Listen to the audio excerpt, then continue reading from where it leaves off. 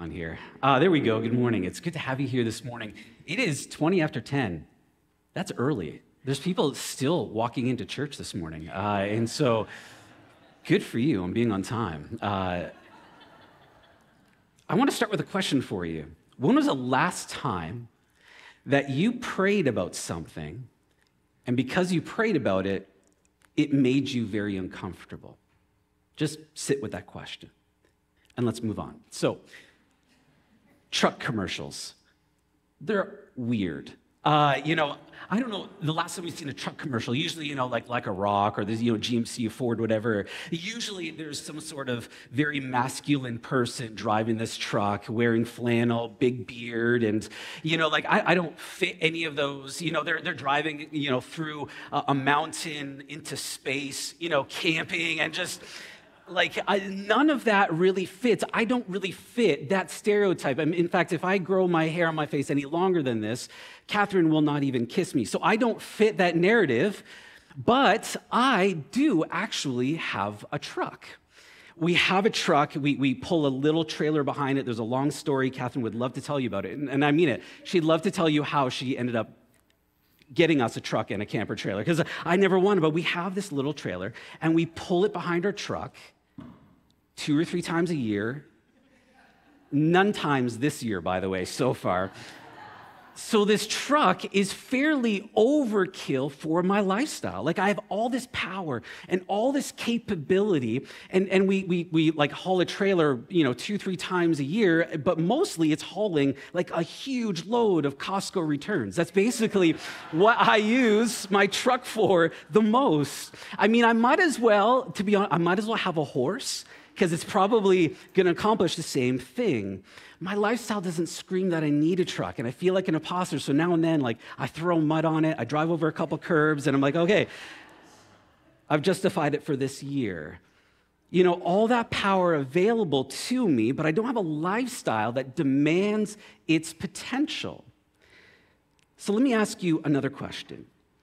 Do you, like me, sometimes feel like much of our Christianity can feel the same, though? You read Acts, and you read these stories of the faith that these people had as they started this persecuted church as it was expanding, or you read the book of Hebrews, which is also the New Testament, and it speaks of the faith acts of so many biblical characters who had such faith and wonder, and see God come through to do these incredible things. Or you read Old Testament stories, and we've been going through some of them over the summer, and you think, man, to see God move and work in some of those ways, to have God come through, can there be more for me? Should I be doing more? Can I do more?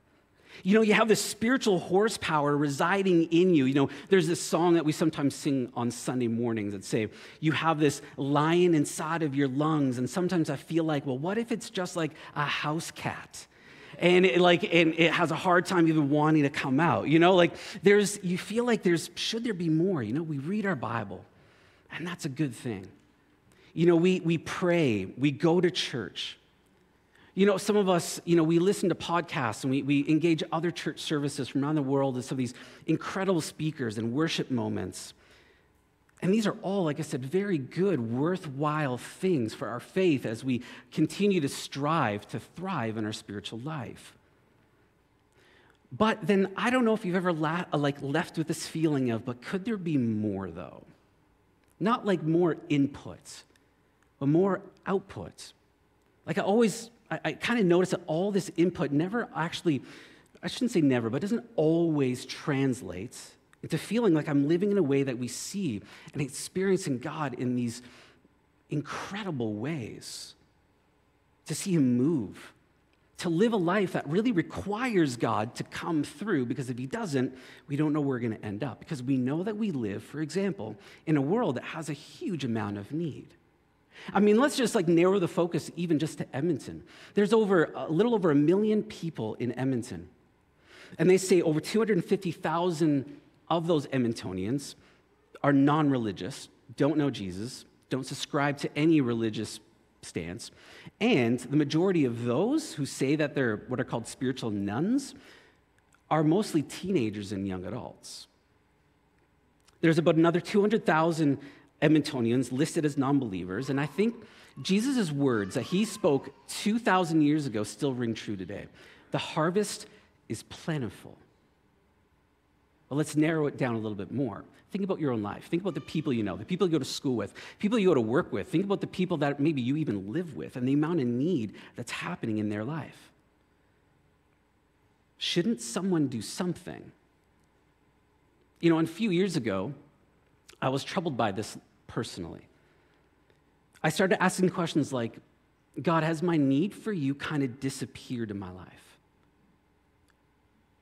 Or have I failed to notice where you want to work, what you want to do? Like, I went about my life not really needing him or asking him to do anything too large. There's this Christian pastor in the States named Craig Rochelle, and he wrote this book and he coined this term, Christian atheist. And he says, you believe in God, but live like he doesn't exist. And I'm sure that's not where I was. I'm not sure that's not where a lot of us are. But there's still this sense of going, you know, we sing about the grandness and greatness of God, but it's like, when was the last time I felt like he needed to come through and break through? And I felt like maybe that's why sometimes my devotion life felt a little bit stagnant at that point. Yes, like, you know, praying for my kids, praying, yeah, there's definitely some hardships and working through those things, but a breakthrough in my life, like the life of my neighbor, or this breakthrough in someone who is, you know, to see God do something miraculous, to step out courageously in faith in the gap for someone. When's the last time I felt like God really had to come through in that space? Like a powerful truck that I mostly take to and from work, you know, here I was reading about praying, preaching, and remaining devoted to a power that my lifestyle didn't actually really need. And there's a couple questions that helped me kind of dig down into that. And they're kind of questions that still I ask myself, and maybe they're good questions for you to ask. And I'll have them here on screen. But they're this: whose life could possibly be changed by my prayers? The second question is, would my life become uncomfortable if God actually answered them? Two haunting but good questions. It was then that I realized that God was inviting me to start living a Christianity that others needed. Like, I knew I needed God, but what would it look like to live a Christianity where other people needed it as well? What difference would that make? Well, we've been in this, like I said, a summer series, going through these different stories of God doing great things in people's lives. And this morning, we're going to look at this gentleman, this guy named Samson, this superhuman who had this strength because of his hair. The Lord gave him this calling. And his story actually spans 3 chapters of the Old Testament book Judges, chapters 13 to 16. You get his birth story, you get ideas of his marriages, you get, when he was captured, you get this idea of getting vengeance, you get a story of him killing people with a donkey jawbone and tying tails of foxes and lighting them on fire. Like, it's just a wild story, the story of Samson. But Samson is clearly a story of what not to do. It always amazed me, how many times, in kids' church, we hear about Samson, this hero of faith, and I was like, you don't want your kid making friends with a Samson. Like, parents, you don't want your daughters bringing home from college Samson. Samson is not a guy that you really want to model your life after. He's the last of the major judges who led the Israelites, but he's, like I said, hardly an ideal role model. He functions more as a vigilante than he does a leader. He breaks the rules of the vow that God had given to him and that set him apart for a specific task. He marries into enemy tribes despite many warnings and despite laws. He murders and commits other atrocities. He trades his God-given supernatural strength along with his calling for personal vendettas and for women. This is not the guy that you want to model your Christianity after. But what's interesting about this Samson narrative, and might I say even somewhat inspiring about it, is this. Despite his obvious weakness, despite his sin, despite his intermarrying, despite his thirst for power and vengeance, Samson was used mightily by God. It's a strange story when you read it. You feel like this guy should be disqualified, but God continues to use Samson mightily throughout his narrative. Why is that the case? Why does he do that? I think one of the main reasons why we see Samson still being used by God in powerful ways is this. He knew his role that we read in verses 13:5, and despite his colorful lifestyle, he still lived like he knew that he stood in the gap between death and the Israelites. He understood he had that call. And let me give you a bit of context at this point. So the Philistines, at this point, have terrified and desecrated the people of Israel. And on Israel's account, they had no more faith really in their own faith. Desirous of peace of any price, it's kind of surrendered its own sentiments, its own beliefs. They no longer look like God's people. They kind of look like the surrounding cultures now. They've given up their identity. They've grown comfortable with no longer standing out. They had no one. They had no courage. They had no strength. They had no unction. They were kind of dead in the water. And Samson was called to deliver these people. And you read where Israelite was at, and sometimes it does feel like Canadian culture now. Here's why I think this story is so important to us. Because I think all of us know that we're called to make a difference. I think all of us know that we're called to do something and to be something different in a culture, especially like this. But how many of us can think of 1,000 reasons why God should not ask you to do anything? Like, how many times have I sat down and like almost created a list of 1,000 other people that God would be better choosing than me? Or how often have you just lost a sense of this incredible call that God has on our everyday lives just because we don't see it happening in us, we don't see it happening through us, or we have a hard time believing that God can do something with you with the little you feel like you have? Or maybe it just feels like, Thomas, there's just so much going on. I feel like I don't have time or margin to give God a little bit more. The Samson story, though, reminds us that God understands exactly who he's working with. He's not surprised by Samson. He's not taken back going, oh my goodness, I didn't see that happening, He doesn't look at you and are surprised by you and the things that you feel like, I just don't know. He's not surprised by any of that. In fact, the story reminds us that he actually cares less about how you feel you fall short and more about this. Despite all of that, will you choose to live a life that allows God to be fully God? In your life and through your life. Just despite where you're at, will you just choose to allow God to be fully God?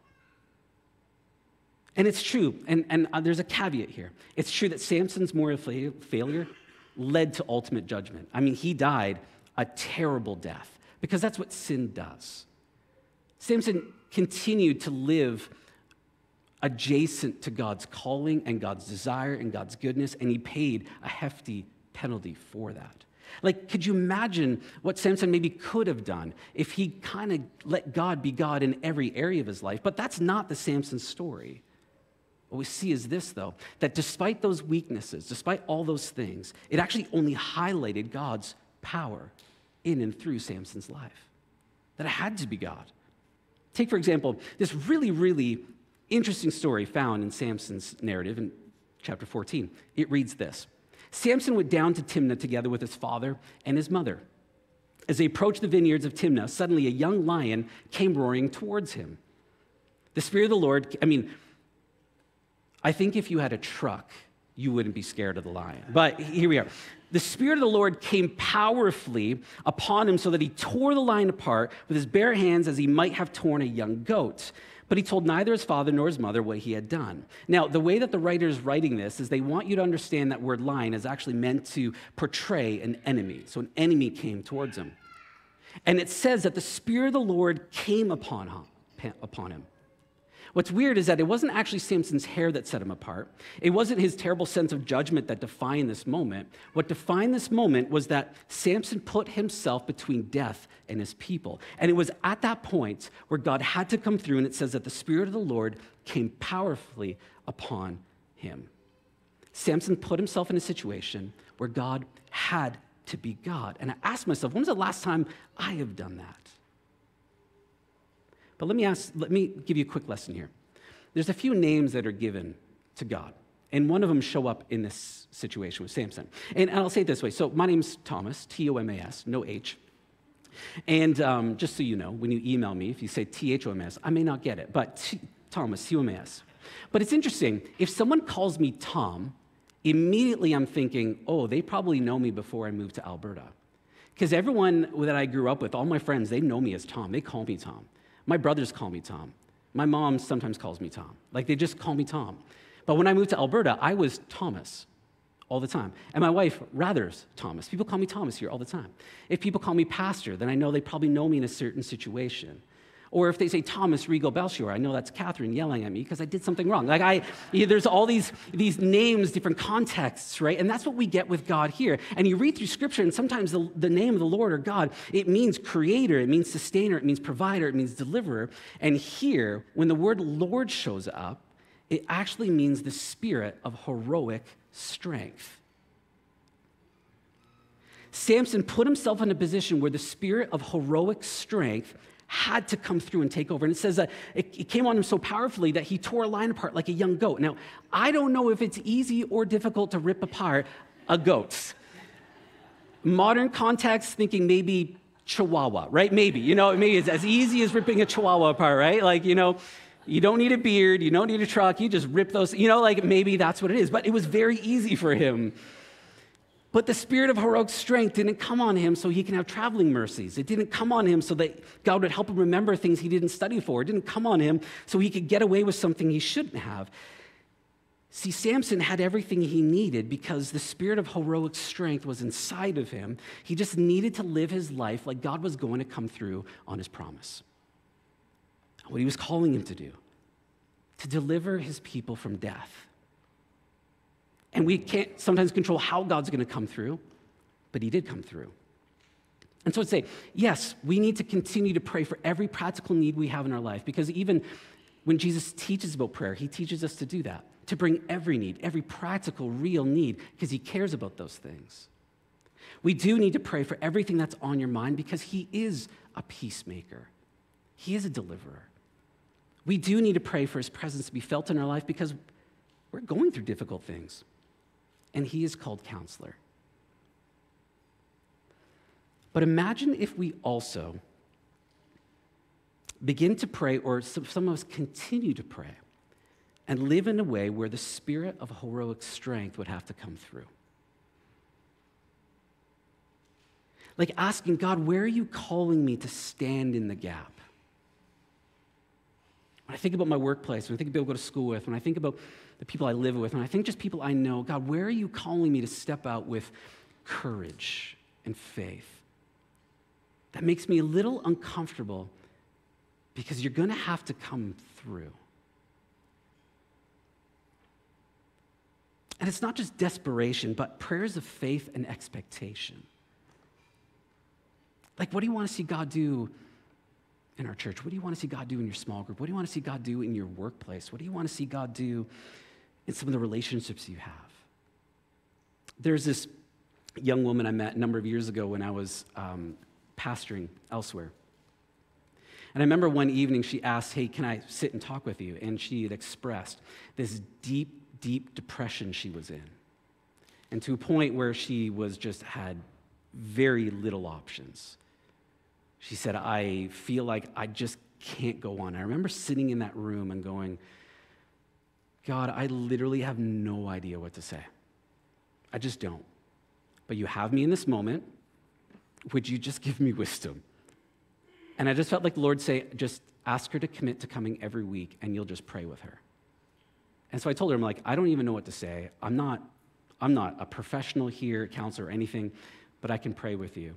And I just want to make sure you do have help. And so literally for about 8 months, every week she would come after the service, and me and a couple other people, we would just pray for her.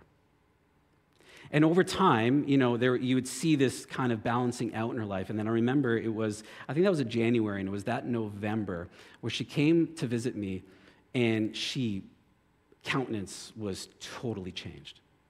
And she's like, Thomas, I had an encounter with God that changed my life.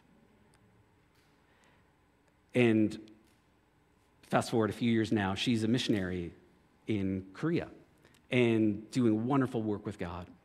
And God's using her in power. And it was nothing about me. It was one of those sense where it's like, God, you have to come through. But I felt like God say, will you just be in the midst of all of that? And I saw God be God. We're called to stand in the way of death for the people we work with, we go to school with, our neighbors and each other. It's uncomfortable. It's scary. And we're not sufficient. But what if we experience the God of heroic strength? What if we experience a God who is our deliverer? What if we experience a God who breaks through and transforms someone's life? What if we put ourselves in an uncomfortable position because it's when we stop, I feel like that's when the Lord can begin.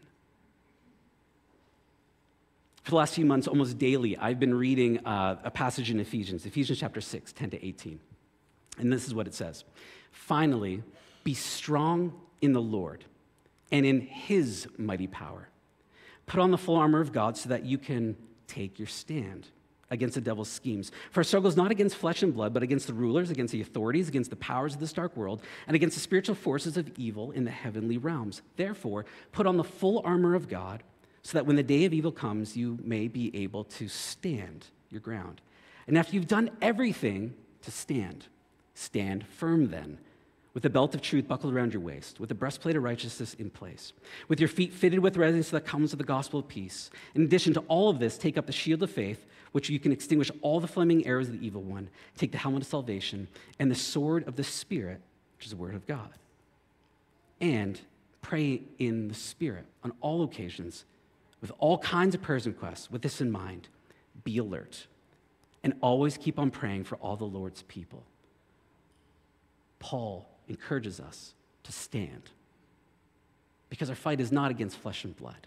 There's something else going on, but we know our God is greater. I think this is the way that we are actually invited to be a little bit more like Samson, because Romans 8 tells us the Spirit of God who raised Jesus from the dead lives in you. That's a whole lot of horsepower. So be strong in the Lord. Stand in his mighty power. And so we continue to pray for the things that are going on in our lives. We continue to believe. But what would it be like if we started praying prayers that make us a little uncomfortable because we do need God to come through on someone else's behalf? Can our vision and faith in God be bigger than what we see? So here are your on-ramps this morning. If you're believing for something great right now, keep standing. Keep praying, keep asking God where you need to step out in faith courageously. And can I say it this way? If you're doing it alone, you're doing it the wrong way. Pray with someone else. Gather them to your faith and courageous prayers. Some of you are believing for some really intense things. Make sure you gather people around you who are praying with you, who are lifting you up, who are encouraging you, who stir faith with each other. Maybe you come together in a small group about praying about big things together because that's what you want to do. But don't do it alone. Share it with someone. Allow them inside of that thing that you're really holding on to God for. Secondly, if you feel like your faith is stagnant, I'd encourage you to read Ephesians 6, verses 10 to 18 this week and pray. And ask God to help you see where he's calling you and where you need to stand in his strength and his mighty power. God, help me to see what you see. And then thirdly, for all of us, is to live aware and live present in our everyday life so we can hear and see where God is calling us all the time. Because here's the thing.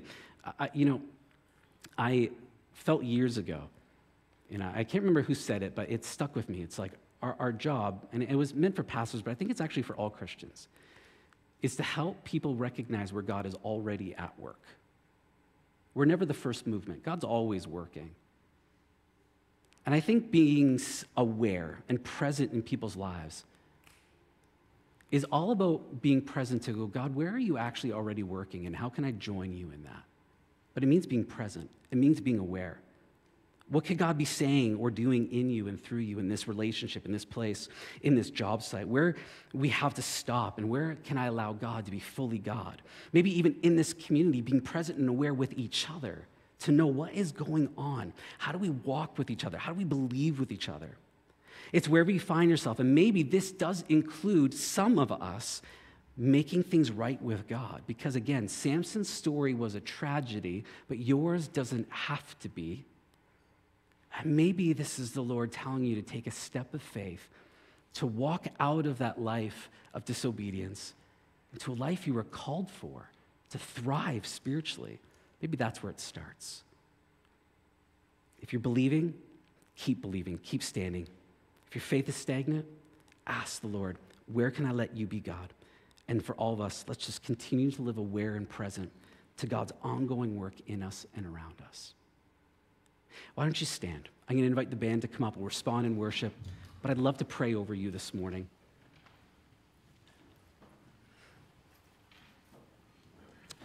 Lord, we live, and many of us live lives in situations that feel like we're just like totally out of our depth.